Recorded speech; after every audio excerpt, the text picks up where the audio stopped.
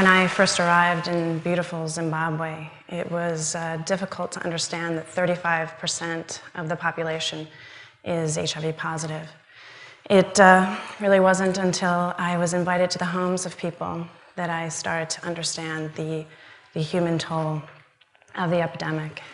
For instance, this is Herbert with his grandmother. When I first met him, he was sitting on his grandmother's lap. He has been orphaned, as both of his parents died of AIDS, and his grandmother took care of him until he too died of AIDS. He liked to sit on her lap because he said that it was painful for him to lay in his own bed. When she got up to make tea, she placed him in my own lap, and I had never felt a child that was that emaciated. Before I left, I actually asked him if I could get him something. I thought he would ask for a toy or candy, and he asked me for slippers because he said that his feet were cold.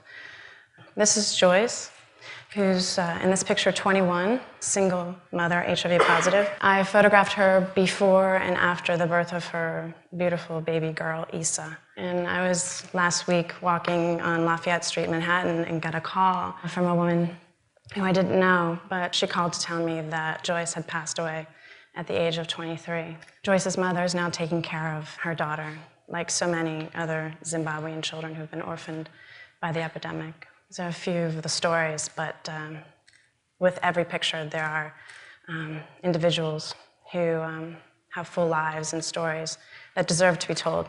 All of these pictures are from Zimbabwe.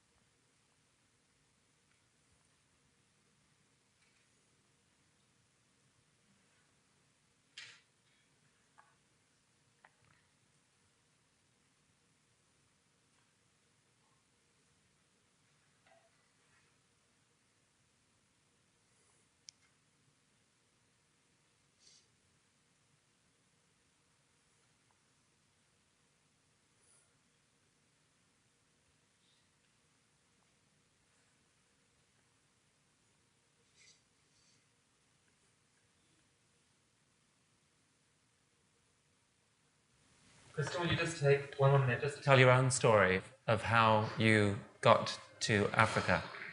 Gosh. Just I was working at the time doing production for a fashion photographer, and I was constantly reading the New York Times and stunned by the statistics, the numbers. It was just frightening. So I quit my job and decided that that's a subject that I wanted to tackle. I first actually went to Botswana, where I spent a month. This is in December 2000. Then went to Zimbabwe for a month and a half, and then went back again this March 2002 for another month and a half in Zimbabwe.